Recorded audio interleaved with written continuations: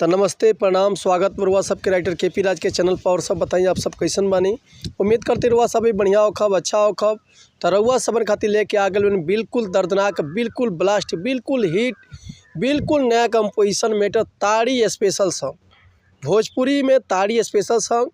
अगर हुआ एक के नया म्यूजिक बनवा के, बढ़िया म्यूजिक बनवा के, दिल से गायकी कही तनी, बढ़िया से गायकी कही तनी, तो 100% बाकी गाना और मार्केट में ब्लास्ट करी।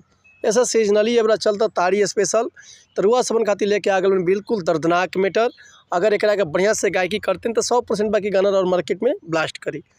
तो ऐसे पहले रुआ सबसे कहल चाहब के रुआ अगर गायकी में इंटरेस्ट बा, गायकी में कदम रख ले बानी, रुआ सबके बढ़िया बढ़िया मैटर नहीं मिलत, बढ़िया गाना नहीं मिलत, बढ़िया तुकबंदी नहीं मिलत, बढ़िया से रिकॉर्डिंग नहीं हो पात, बढ़िया मैटर नहीं मिल पात, तो अगर हमारा चैनल पर रुआ आ गए बानी तो रुआ सबके निराश भइला के जरूरत नहीं है।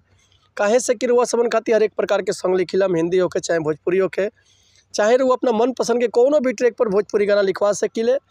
लव सॉन्ग, ऑर्केस्ट्रा सॉन्ग, पूर्वी, निर्गुण, धोबी, दासु गीत, रंगदारी, लयदारी, चाहे विवाह गीत, चाहे विदाई गीत, चाहे भक्ति भजन, चाहे रुआ निर्गुण, पूर्वी, कोनो भी तरह के सॉन्ग लिखवा सकिले बिल्कुल उसी चार्ज पे।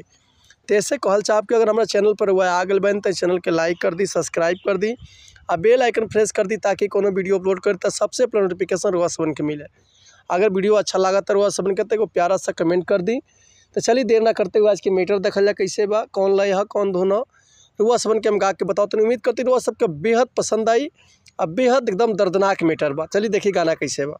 एगो लड़का एक जनी से का कहता कि फोड़ देहब लबनी तोहार सुन बबुनी, हरे चिखना में चाही चटक चाना घुघुनी। हे जान सुन कि फोड़ देहब लबनी तोहार सुन बबुनी, चिखना में चाही चटक चाना घुघुनी, हरे डाल दी हाथ कवनो तो पीरा खझुलवा के, ताड़ी दी है पतर को तहर कुलहवा के, ताड़ी दी है संवर को तर कुलहवा के, ताड़ी दी है पतर को। चलिए रुआ के एक बार और हम खुला सुनाई तनी कि फोड़ दिहब लवनी तोहर सुन बबुनी, हरे चिखना में चाही चटक चाना घुघुनी, कि डाल दी हाथ कवनो तो पीरा खझुलवा के, ताड़ी दी है संवर को, कि ताड़ी दी है पतर को तहर कुलहवा के, ताड़ी दी है संवर को तार कुलहवा के। तो उम्मीद करते हैं मैटर हुआ सबके बेहद पसंद आए। अगर ये गाना के फुल लिखवाल चाहते हैं तो डिस्क्रिप्शन में हमारा कॉन्टैक्ट नंबर बा, व्हाट्सअप नंबर बा, कॉल कर सकले, व्हाट्सअप कर सकले। रुआ के बिल्कुल उचित चार्ज पे फुल गाना मिल जाए।